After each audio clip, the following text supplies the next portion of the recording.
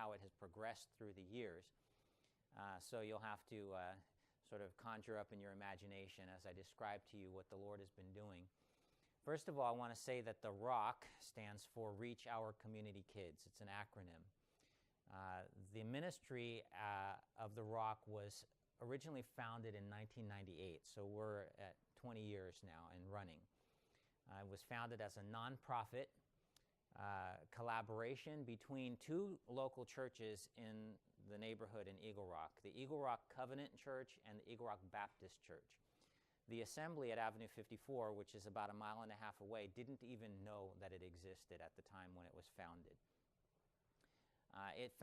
Originally, when it was founded, it didn't exist in a physical location. It was originally organized as an after-school program for youth in the community, and it was kind of an outgrowth of the youth groups from these two local churches, the Covenant Church and the Baptist Church. And so they collaborated together to host within each of their buildings, different parts of Eagle Rock, after-school activities for kids, and it was a way to kind of build up their local youth groups in both of these congregations.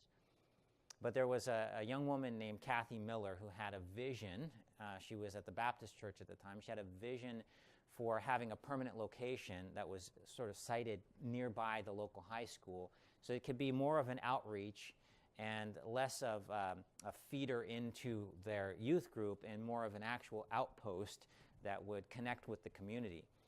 And so she went scouting. She was doing a master's in social work at the time, and she went scouting in the neighborhood for suitable locations, and she came across this location at the corner of Townsend and Yosemite, there in Eagle Rock, about a block away from the local high school. And so she approached the owner of the building and asked if maybe they could rent space in that location, and he actually turned around and offered it as a donation to the nonprofit. And in the end, he wrote in his will that the building would be bequeathed to the Catholic Archdiocese of Los Angeles, and then under the condition that it would then be leased back to our nonprofit for $1 a month. And there was a 10-year lease that was signed, and the space was committed over to the nonprofit, and they began to operate an after-school program in that facility. Now, that all happened in about the year 2000, 2001. They built out the facility to turn it into a teen center, and it became officially known as the Rock Teen Center. I became aware of this ministry in 2002, so my involvement is about 16 years and running now. And I came across it on a run. I was running through the neighborhood, and I ran by the building just as they were about to open it up for the community, and I noticed it and began to wonder what was going on in that building. I read the name on the building, Rock Teen Center, and became curious. And so I've been praying about it for a little while, and I got a flyer in the mail. This is in about October, November of 2002. A flyer was dropped into my mailbox there in Highland Park, which was inviting anyone in the local church community to come for a time of prayer that was going to be hosted at this building called the Rock Teen Center. And I remembered from my run that I had run by it, and I remembered that I'd been thinking about and praying about what was going on there. And then I had this invitation dropped into my mailbox to come for a community prayer meeting. And so I went, not knowing what the ministry was all about at the time. I went. And there I met the executive director of the nonprofit, who, after getting to know me for a little bit, invited me to join the board of directors of the nonprofit. And that's how it started for me getting involved. It was very simply just noticing what was going on in the neighborhood and praying about it and seeing that the Lord had opened up the opportunity through this prayer meeting, and then talking it over and connecting with the then board of directors and seeing that it was an open door and an opportunity for me to be engaged with the community. So I stepped through that door and have been on the board of directors of the nonprofit ever since. Now, from that starting point, things went downhill fast, because even though they had the building donated and committed to them, it was still owned by the Catholic Church. And most of the money that got things going, it was going to pay a small staff at the time that was running the nonprofit. A lot of volunteers were brought in to run the after-school program, but at the same time, a lot of the money that was being brought in through donations and grants was going to pay for 2 key salaries, an executive director and a program director. And so it became very top-heavy organizationally and in terms of what was being done with the funds. A lot of money was spent on the build-out, but then after that, much of the money was just spent on maintaining these salaries. And so that was unsustainable because people were not giving as generously if all it was going to was salaries. And eventually, the people who were paid could no longer afford to pay themselves and left the organization. And after that, the volunteers lost heart, became discouraged, and began to bleed out as well. And after that, there was only about 2 of us that were left on the board of directors holding the bag, as it were. The building had begun to fall into disrepair. This is fast forward to about 2006. Building had begun to fall into disrepair. The organizational structure had fallen apart. The volunteers had fled. The paid staff was nowhere to be found. Myself and one other brother were on the board of directors, deciding whether or not we thought it was worth it to keep this thing going or maybe just walk away ourselves. And it was at that point that the Lord impressed upon me that it was mine to stay and rebuild. And one of the passages that the Lord used in my life to convince me that he wanted me to be the one to rebuild was the passage in Luke that speaks about the wise steward. And he says, if you are not faithful in that which is another, who will entrust to you? Who will give to you that which is your own? And so I came to realize that this was not my ministry. I didn't start it. I wasn't even there at the inception, right? I had come into it after the fact.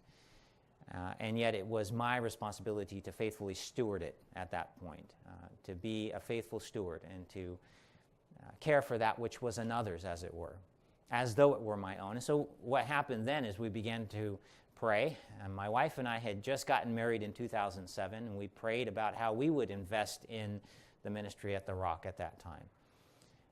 We began to put some of our own resources, as meager as they were for a young newlywed couple. We began to put some of our own resources into improving the building. We began to recruit volunteers from people that we knew and were connected with, people that were connected with the assembly, because that's our connection to the local church community. And we began to rebuild the board of directors with people that we saw had a like-minded vision to rebuild this work. And so at that point, I became the president of the nonprofit in 2006. I maintained that role until about 2013.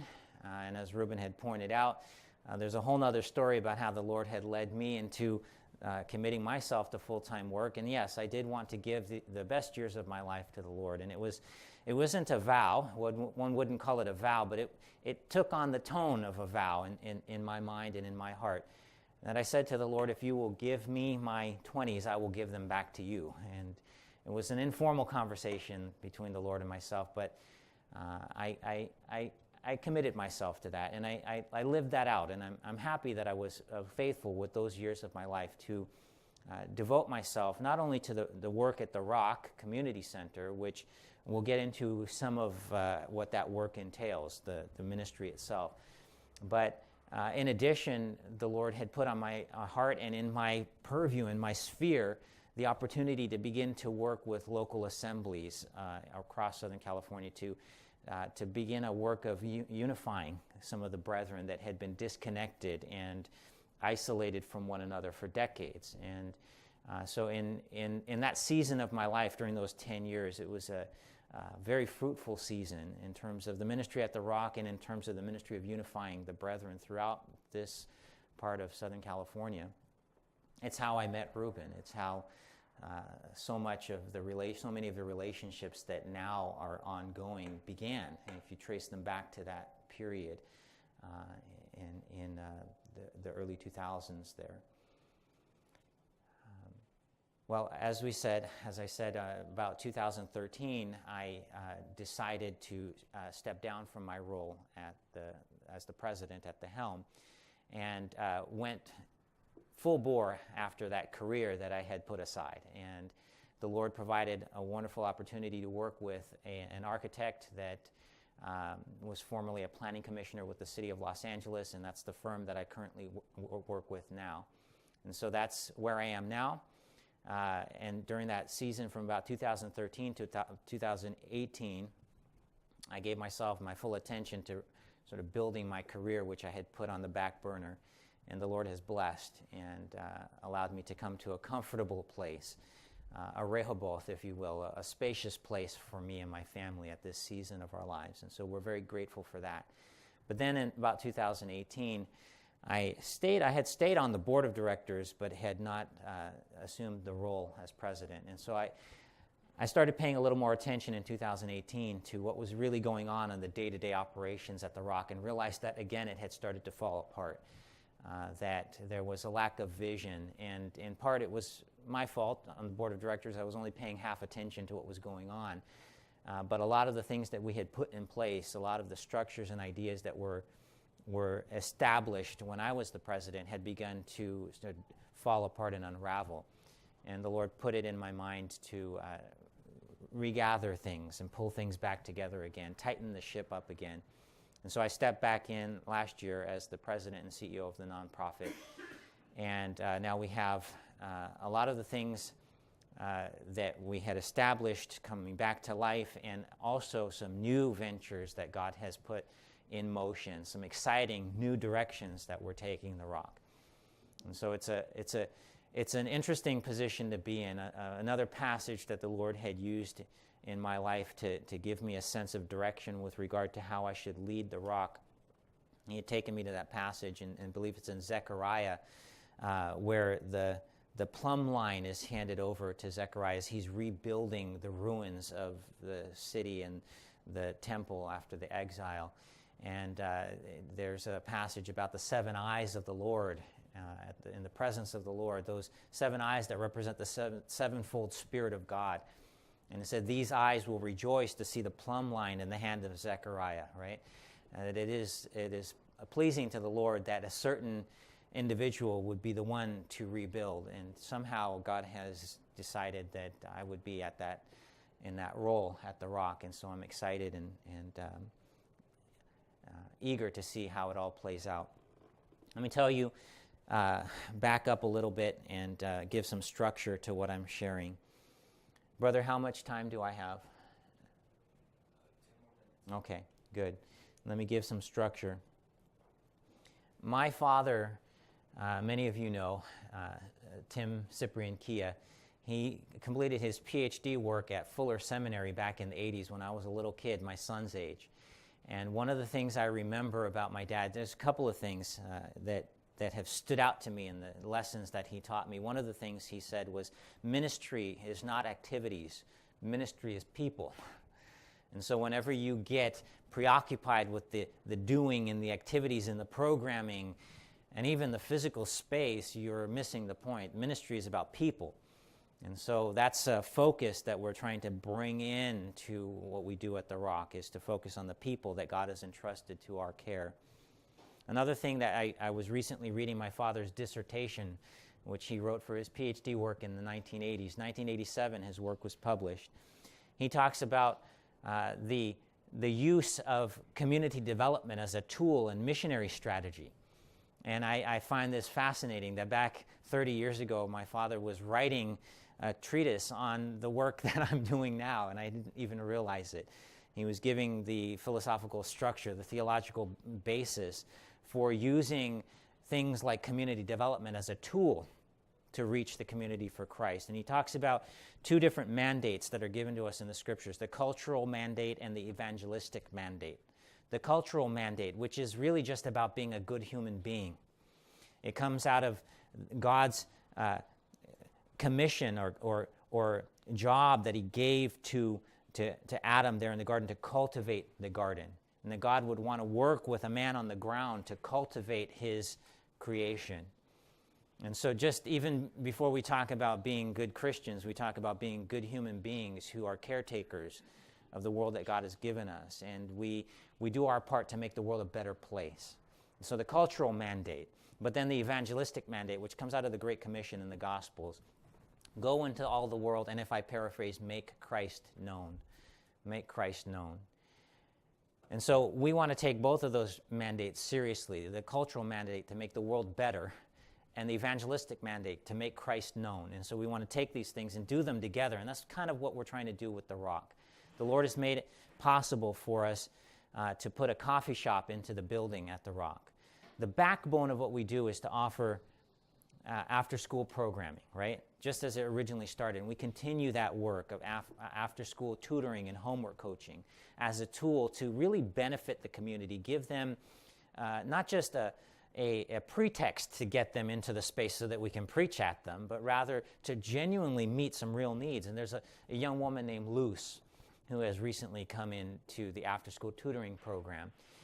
She was struggling with algebra at Eagle Rock High School and was unable to, keep her grades up. She came in, and the one-on-one homework coaching and tutoring that we provide helped her this last semester to really get a grasp on these algebra concepts that were escaping her. She writes how this has really changed her approach in math and has really benefited her. To really meet a real need like that, but at the same time, now having established that relationship and having built that connection, to use this as an opportunity to reach not only her, but into her family. Conversations have begun with her mother, Soraya, who's so thrilled to see how her daughter has been helped. Opportunities are given for us now to build that evangelistic mandate into what we're doing. There's a young woman named Alicia who's a intern from Fuller Seminary, studying for her master's degree in divinity, wants to be a pastor in the Foursquare Church. The Lord has given us an opportunity to bring her into what we're doing, an opportunity to mentor her, to show her some of the things that we know about God that maybe are not part of her faith tradition, if you put it that way, her denominational background. And yet by being in close contact with us and working with her to oversee and supervise the after-school program while I'm away at work, working on my development projects and things with my job, I'm able to entrust the after-school program to a young woman like Alicia, and in mentoring and working with her, at the same time expose her to the things I know about Christ. There's a young man named Jason in the assembly at Avenue 54 who's been struggling with alcoholism for a long time and had come in and out of prison. His life was starting to come together again, and he was getting it together, and then he fell apart off the wagon again. Got a DUI, had a requirement to attend AA meetings in order to take care of that DUI. Well, we happen to have an Alcoholics Anonymous meeting that we host in our space that meets every Sunday night, and I was able to connect him up with the AA meeting as a way for him, one, to take care of that DUI, but also for him to get a handle on this addiction, to learn some of the tools. And the brothers that lead that AA meeting are brothers in the Lord. If you don't know much about AA, it comes out of a history of those who knew the Lord, who wanted to find a way to apply biblical principles in conquering that addiction.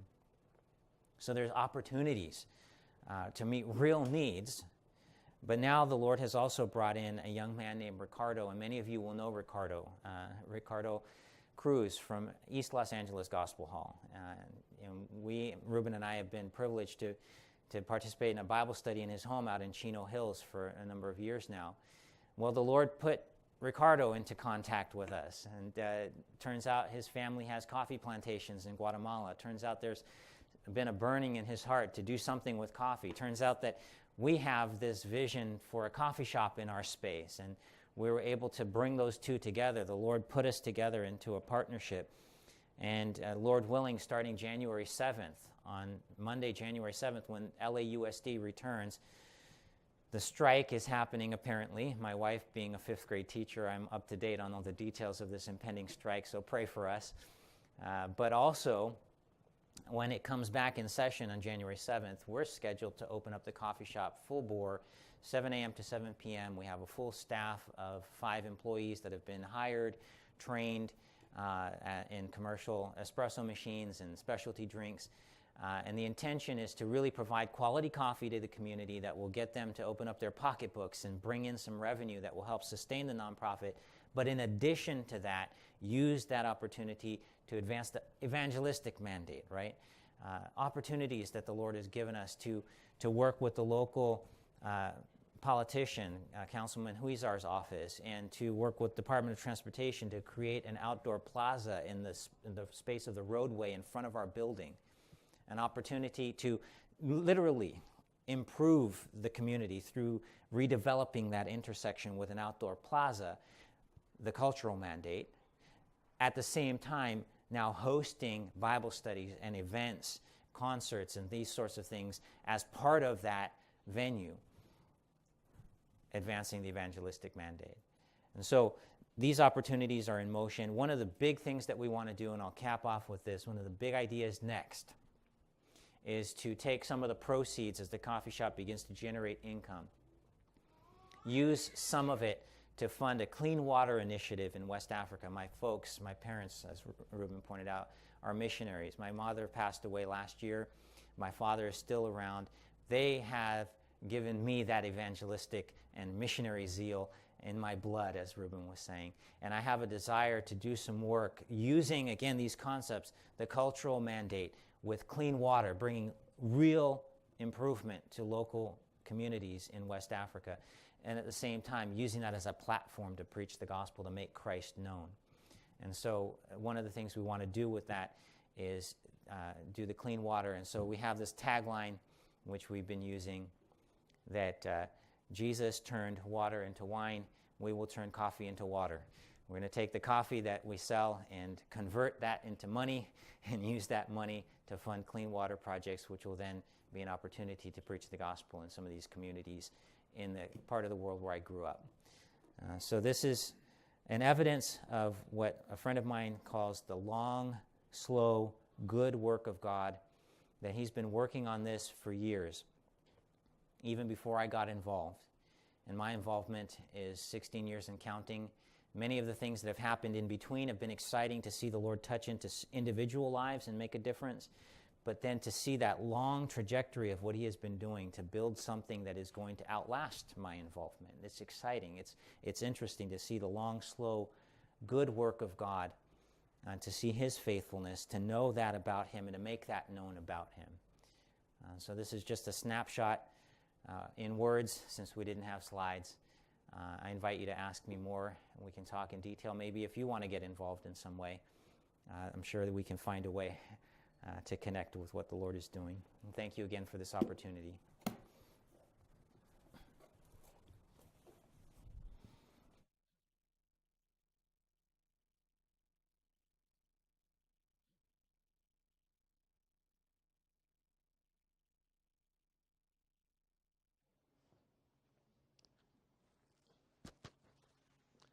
They already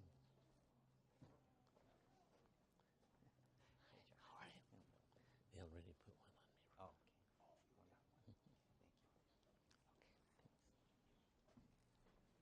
It's encouraging to hear all these things that are happening, the way the Lord works in so many different ways. And I'm sure everyone here has a special exercise that you've had on your heart. And we would like to encourage encourage you to follow the leadings of the Holy Spirit when he speaks to you in your heart. It's so easy to dismiss it. I'll read a few scriptures. Romans chapter 16 and verse 23. Gaius, mine host, and of the whole church, saluteth you. Erastus, the chamberlain of the city, saluteth you, and Quartus, a brother. Erastus was the treasurer of the city. And if you look him up on the internet, he comes up archaeologically. He donated a sidewalk to the city. He built it, and his name is still there, donated by Erastus, the treasurer. So it's always good to do things that are helpful to the community. In 2 Corinthians chapter 9 and verse 9, as it is written, he hath dispersed abroad, he hath given to the poor. His righteousness remaineth forever. And this is a precious promise for any that want to help in the work of the Lord to assist with the poor. Your righteousness endureth forever. And Galatians chapter 6 and verse 10. As we have therefore opportunity, let us do good unto all men, especially unto them who are of the household of faith.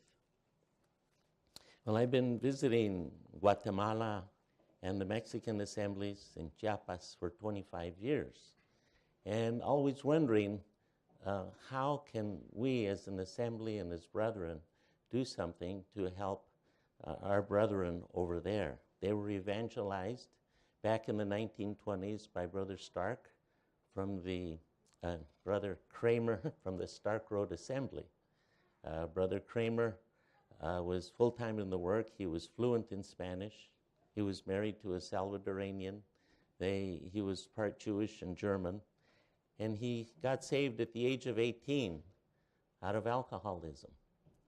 He decided to give his life to the Lord. His family left the Presbyterian Church and joined the assemblies, the assembly which is now known as the Stark Road Assembly. And Brother Dennison, I see, is here as well. And so he went into the work, and I've read the letters that he sent back. Jeremy's grandfather, when I was staying at his home during some of the conferences in Ontario, the Spanish conferences, the assemblies were corresponding with Brother Kramer and sending him fellowship from Sault Ste. Marie and from the Ontario Assembly. And he gave me the letters, and I've given them to Freddie at our hall, who's an elder originally from Guatemala.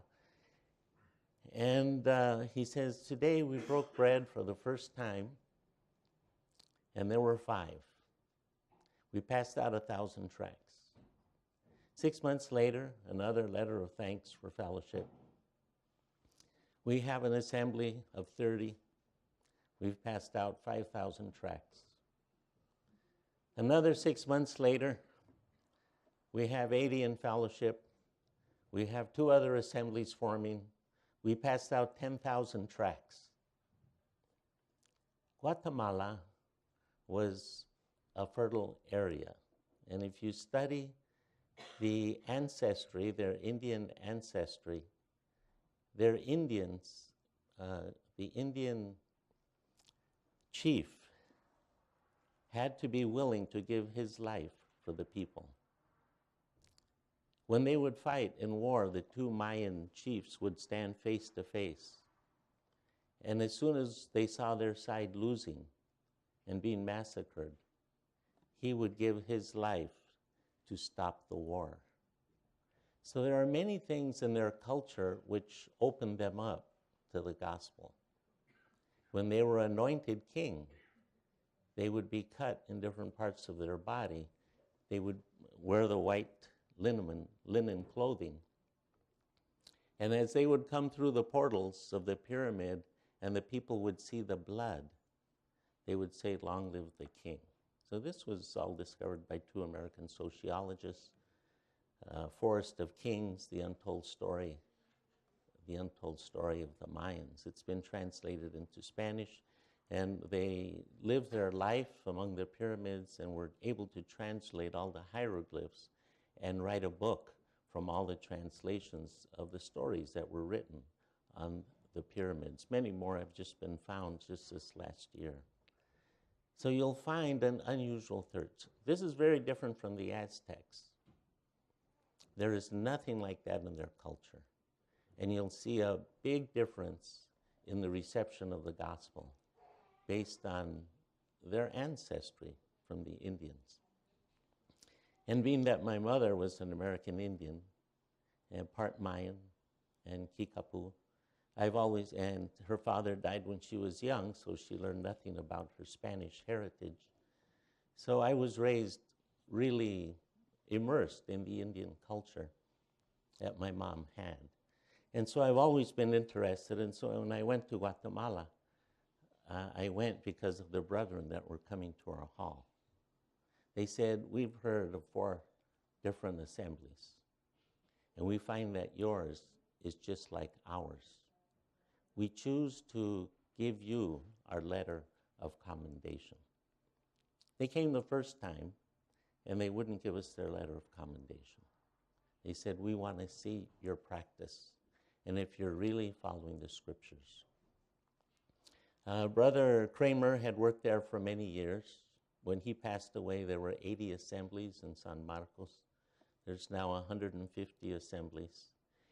And he was invited by a brother from Chiapas who was visiting Guatemala and who got saved there to go to Chiapas.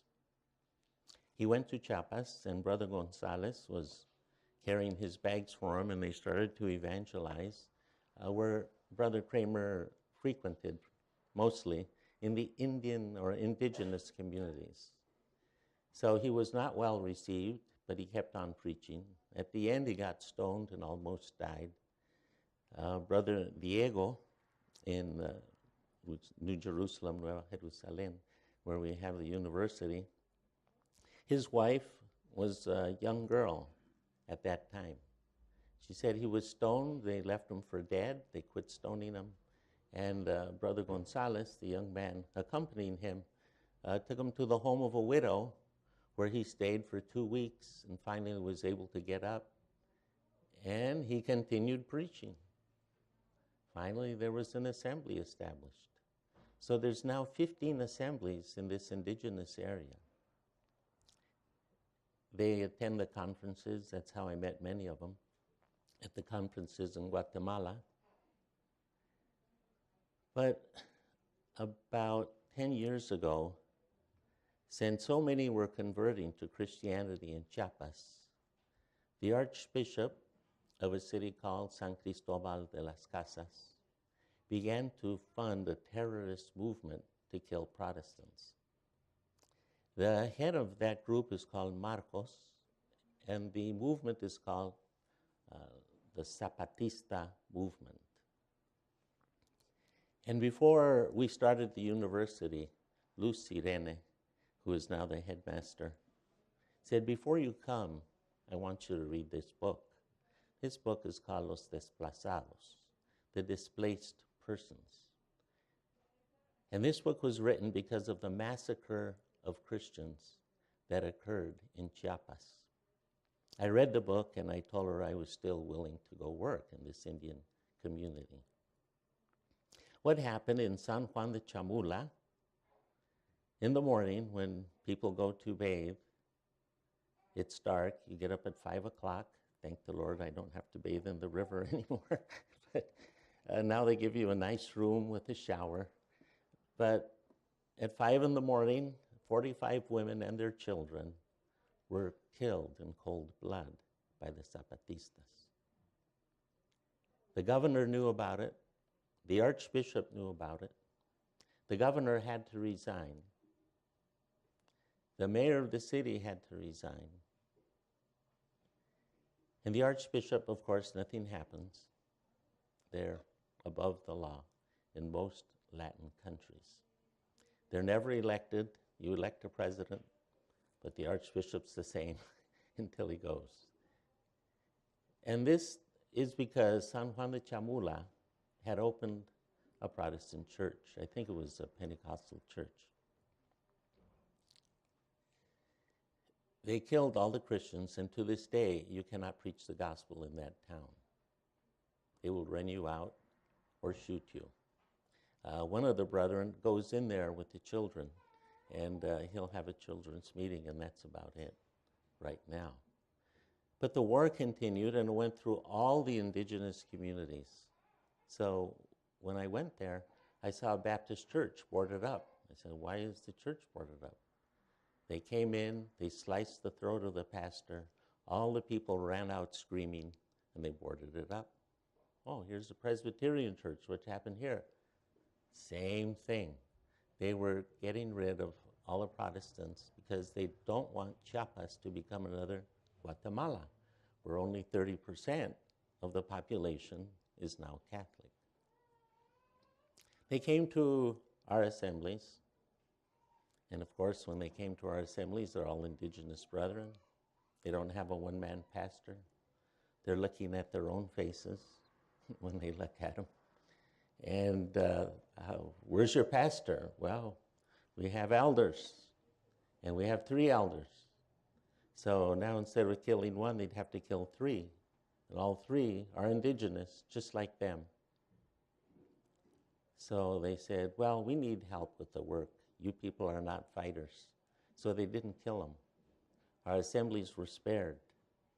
But many of them suffered greatly during that period of time. Finally, the Mexican military was able to come in, and now we have good roads, thanks to the military, because they can bring in their tanks and their trucks should there be an uprising. So the peace treaty was signed about 4 years ago, and it's a semi-autonomous portion of Mexico. There are no Mexican soldiers or policemen there. Brother Kane has already visited some of the areas. I don't know if Brother Dennison has. There's no Mexican governmental control. It's all run by the indigenous people. They have what's called a comisariado, which is the interface between the pueblo and the government. And we work in the place called Las Margaritas, where they have 62 pueblos. There's about 4 or 5 assemblies just in that area. And there's a total of 62 that make up the composite area of Las Margaritas. So in visiting the brethren, and once you're there with them a few days and living in their community, you begin to feel the frustration. They're marginalized tremendously by most of Mexico, which is Aztec culture. And the Mayan culture at the southern part, which connects to the rest of the Mayan world, which is considered one of the most forgotten cultures of the world, you begin to feel the angst, the frustration, how they're pushed down, tremendous prejudice. One time they were taking me back to the hotel, and the policeman stopped us. I was 2 blocks from the hotel. He has the same face as they have, but he's carrying a gun and he has a police uniform. And when we got out of the car, they got out of the car, the drivers, he called them out. They started speaking, and their Spanish is heavily accented with their Celtal dialect. And as soon as he heard it, he stopped, wrote down the license plate, said, "Get back to the mountains where you came from. We don't want you people here. If we catch your car in the city, we will impound it. We have your license plate." They said, "Well, we're just here to take the doctor back to the hotel. He has to go to Los Angeles tomorrow, and it's right there. You could see it 2 blocks away." They said, again, "Get out. Go back to the mountains, because we will impound your car." So they were very apologetic. One brother took out a roll of bills to give them. The policeman took it and threw it on the seat between me and the driver. He threw it on the seat. So they said, "You heard what he said." So they dropped me off at the next taxi stop, and I took the taxi to the hotel to fly back the next day. So the prejudice is very strong against Indians, indigenous people in Mexico. So when I went there, I went through the brethren. My Mexican friends who are physicians, they don't dare go there. It's a semi-autonomous area. If you do go there, they want to know who you are, what you're doing, what are you doing in our neighborhood. So I went there through Brother Diego. We tried to set up the university in Guatemala. The young people, a lot of them are going to schools now. They're getting college educations, which their parents didn't have. Many of the brethren and elders cannot read or write. They are just saying what Brother Kramer told them 50, 70 years ago, as best they can remember, and with their own culture mixed in with it, and trying to go on for the Lord as best they can. They're exceedingly poor. They've all pool their funds to have one big tent, which they share during conference times in Guatemala and in Chiapas. And they have been doing this without any assistance from the outside world.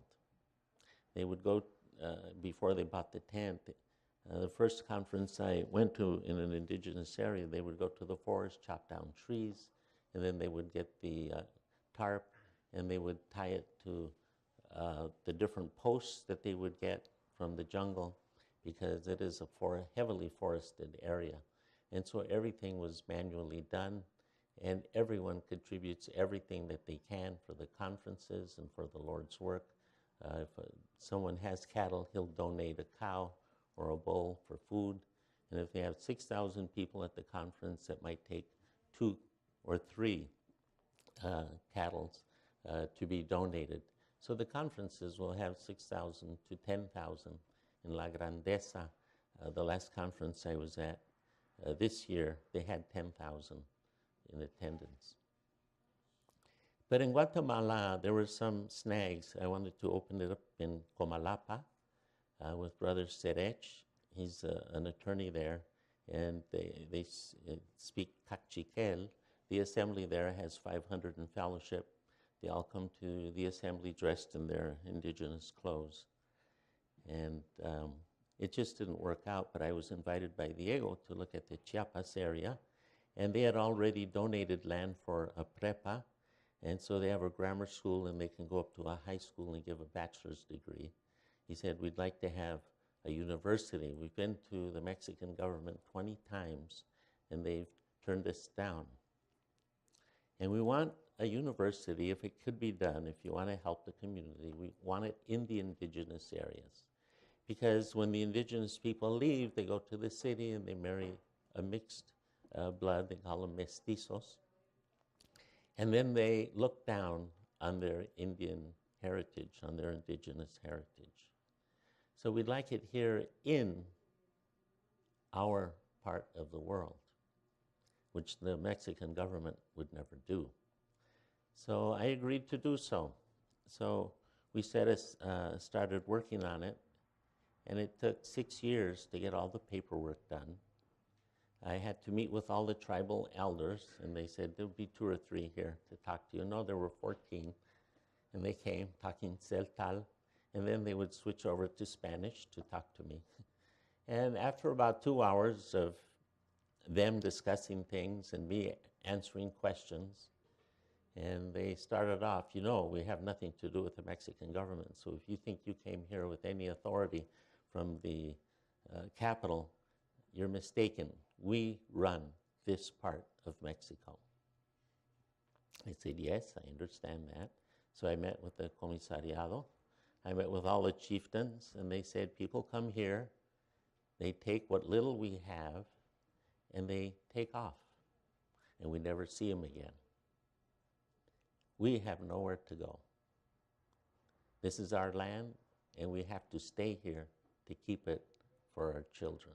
Or the government has it under some Spaniard's name from 100 years ago as the title at the capital of Mexico. So I said, no, I'm not looking for another career. I just want to set it up through the brethren, no ownership of Americans or anyone else or Mexicans.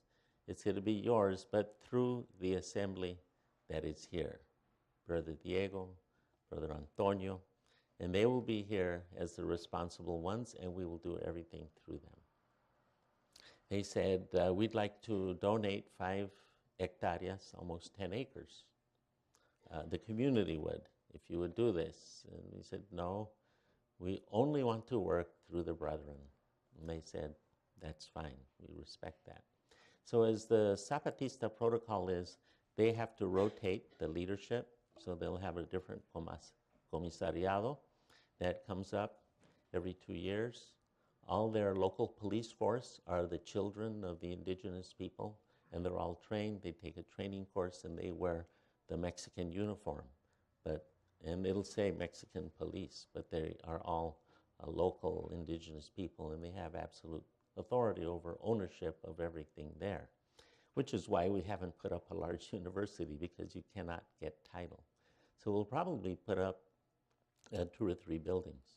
But we finally got it fully certified before we opened, because someone else came in a nearby village. They opened a university, gave them a diploma after 2 years, told them they had a master's degree. The people closed up shop and left, and their diplomas were worthless. So when we go to that community, nobody will even come out to listen to our announcements for the university. And so they've gotten burned in these villages many times by outsiders. So we made sure we had it fully certified, and Lucy Rene was from the Tapachula assembly. So I just prayed about it, and the Lord opened the way. A brother from the assembly in Chiapas de Corzo said, we have a brother, and he has a 3-month contract to work for the government. Well, he doesn't speak an indigenous language, but he's pure Indian, so they can't get a permanent job in the government. They only give them 3-month terms, and if they're good, they might give them 2 terms in succession. But you have to normally be a mestizo to have a government position. But he was working with the person that works in the Department of Education that takes care of the land and that grades the land. So I said, oh, I'll go talk to him. So I went to speak to the person, flew down, and the man said, I heard about the project you're thinking about. I said, yeah. He said, well, what are you, Mexican or American? I said, makes no difference to me. I crossed the border. I'm happy in either place. I'm fluent in both languages. He says, look, I'm a Catholic. But if you can help those people, I will back you up. I'm the one that has to put the seal on everything that's graded for any educational institution. I said, oh, fine, would you like to go look at the land that they selected? He said, sure, but will I be safe? It's a zone of conflict. And I said, yeah, we'll have the brethren pick you up. You might have to wash in the river. That's no problem, he said. I want to be safe. He said, the brethren will pick you up and take you, and you can look at the land and make the designs. And I said, how much are you going to charge? He says, for you, we'll do it for $200. I had an estimate here from the U.S. for $50,000 to go and do all the work from an assembly brother that specializes in that. So $200 sounded very good. And so then I just prayed about it, and then I got a call 3 months later, same assembly. We have another brother now. The other brother, he doesn't have his job anymore. Another one, he's working, guess for who? The architect, the one that designs schools. Oh, okay, and he wants to meet you. So I went and I met with him. And he said, this is a good project, but I want you to go talk to the different people in education here in the city, in the capital, in Tuxtla, and make sure that there is a need for a university. So I spent the whole day visiting with all the people he said I should meet with. They always said, yes, there is a need, but it falls apart. There's no continuation, and then we have to step in to take it over. But I came back and I told him, yes, there is a need. So he says, okay, I'll do the plans. I said, how much are you going to charge? $500. Oh, okay, that sounded very good as well. So thank the Lord. So now we had all those things going, and then I'm thinking, how about the intellectual piece? Someone that knows how to run a school. So I wrote to different people, no response. And then I got a call again from the Chiapas de Corzo assembly. Said a sister just moved here from the Tapachula assembly, which is on the west side near the beach. In Tapachula, it's the second largest city in Chiapas. The capital, Tuxtla, is the biggest. Chiapas is the second, and the indigenous town of Comitán is the third largest. But in Tapachula, we had about 5 assemblies. There's a new one that formed, Edeco, so there might be 6 assemblies now in the Tapachula area. Well, she just got a job in the capital, and she moved to Tuxtla, and so now she's attending our assembly. She's opened a school before for the indigenous people in Palenque. Palenque is known as the place of the three crosses of the three pyramids, and a very interesting story about the cross in the Mayan culture. It's put on the front of the pyramid. The face of the king is sculpted in, and the cross means that his influence goes to the four corners of the earth. And then at the top of the cross, and it's like a plus sign, not like a cross of crucifixion. It's a plus sign, and at the top they have a bird called a celestial bird because the king gets his information from heaven above. So you can see a lot of similarities in the Mayan culture to the gospel. And so she opened up a school there for the indigenous people in Palenque. And after it was built and certified, the owner sold it, doubled his money, and left. And so the new people came in, and she lost her job. She got nothing. She's the one that really set it up.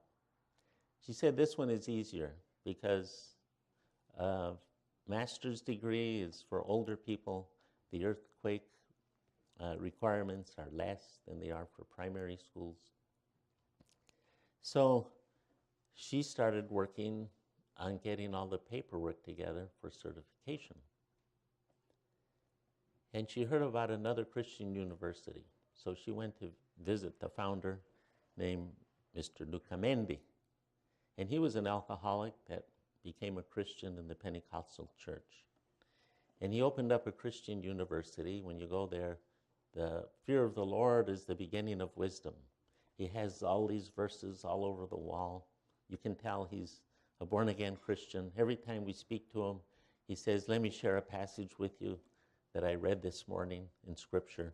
And he'll read the verse. And he said, this verse really stood out for me when I read this chapter today. And then he says, let's pray. And then after we pray, then he says, okay, now what are we going to do? And he said, I'm the only Christian university that's open to the community.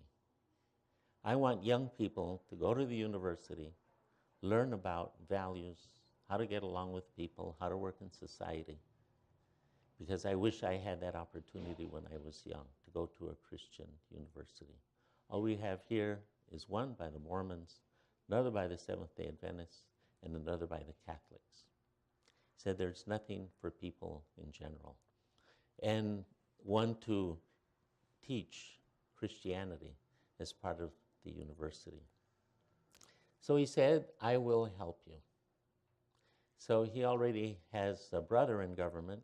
His skin is milk white, and his hair is jet black. But anyway, he took our headmaster, Lucy Rene, who's chocolate brown on her skin, and took her into the Board of Education and said, you help this lady. She's my niece. Now in Mexico, family members go a long way. And when she heard that, she was, oh, a niece? She looks at him. She looks at herself. Okay, I guess I'm his niece for today anyway. And so as soon as he said that, they said, welcome, come in, let's help you. And they took her right in. And so we were able to get all through the Board of Education very well. At the end, when they were giving us their certifications, she and brother Fernando Rosales, they were in tears. And they were telling the man, is there anything we could do? Do you want to go to dinner? Do we owe you anything? He says, nope, you don't owe me anything. And this man has blonde hair and blue eyes. And he's the one that gives the final signature. He said, as long as you will help those people, because they look at these people as being in another world, it's semi-autonomous region, I'll be happy because I have relatives from Las Margaritas. You have relatives there? You would never tell from his blue eyes and blonde hair that he had relatives in Las Margaritas. But typically the Spaniards are the ones that rule the country. They're still very powerful in Mexico. And 25 families in Mexico run the whole country. But no, he says, I don't want anything. I was looking around, and when I came back, I was just hearing the tail end of the conversation. I don't want anything. I have relatives there. You just give them a good education. So we opened the school. We tried to find Christians as much as possible, and we have a list of our moral values that we expect everyone to abide by. We have devotional every morning from the local brother. Most of the time it's Brother Alonso. In dialect he says Alush, and so for Alonso. And so they will do a devotional in the morning, pray with the students. Lucy Rene is very evangelical. And the attorney that helps us, he professed faith in the Lord. Several of the students have professed faith in the Lord. The assembly has grown. And last time I was there about 3 or 4 weeks ago, they have several new members. One is Roman Catholic, just got saved and baptized. And at the end of the meeting, they asked for prayer for him. He's alone in his whole family coming to the meeting. Everyone else is still in Catholicism. So we had our first graduation. It's fully certified. Our assembly sister that graduated is extremely intelligent. She scored number 3 in the state.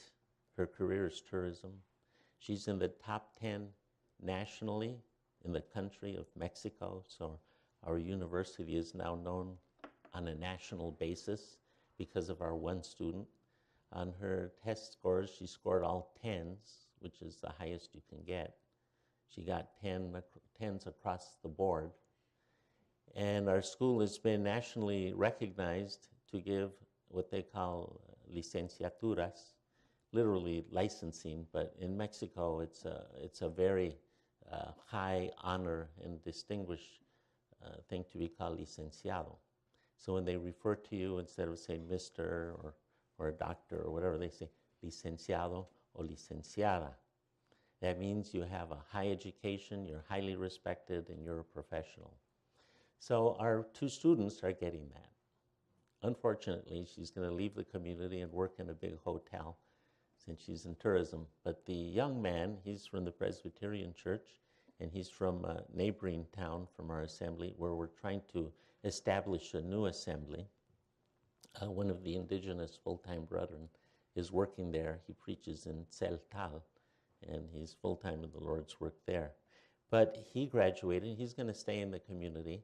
He's working with a group that speaks Celtal. He went back to his bachelor's degree professor and told him what had happened. And his professor is figuring out ways to bring the internet to all the Celtal-speaking communities. And he introduced them to me, and he would like to start with our university to bring the internet in. And they're Christians. They're going to filter it. I told them, yes, we'd love to have the internet, but it must be filtered. We only want clean things because we teach moral values at our university. He said, of course, I too am a Christian. Good. And the young man, he's a Christian. He didn't get all 10s. He got 7, 8s, and 9s, but still he's extremely intelligent. So the 8 that started, only 2 graduated. They really have to be serious. Lucy Rene is a very stern headmaster. Even though she's very nice and very friendly, she's extremely intelligent. You just talk to her a few times and you'll see how intelligent she is. And they welcome all of you. They said, anyone from your church is always welcome in our community. And so Liz went from Monterey Park Hospital, and a lot of the doctors, they won't go, you know, that she knows. Dr. Alarcon, he said he would go now that she went. And Dr. Ramirez said, oh, okay, if she goes, I can go. But they wouldn't go on their own. It's very hard to get into these indigenous communities. But Brother Kramer, he went up against a stone wall, And like I said at the beginning, he got stoned, he got spit at, but the assemblies were established, and it was a big sacrifice that he went through. My nephew was there, and so he experienced the love of the brethren, and their highest treasure is their children. And so whenever they take their child to you, that is the biggest compliment you can get. Well, they were crawling all over Liz and my nephew the whole time, and they didn't want him to leave. But you're all welcome, and we can connect you if you want to go. If you want to teach English, you can go for a couple of months. The classes are on Saturdays. You have free room and board. Everything is covered by the local Christians. And now that it is certified, the president of the municipality made an announcement to all 62 communities. He had Lucirena there to speak, and he's going to give unlimited scholarships to any and all indigenous people that will come to our university. So this is the first time anything like this has happened in any indigenous community of Mexico. And we are so privileged to be the first, and all 62 communities were there. He gave validation because they keep saying that we're laundering money, that only a narco would put a university in the forest just to wash his money. And so it's been hard to have them realize that this is for real. So they've added some authenticity to it, and hopefully we'll have a lot more students because of that. Thank you.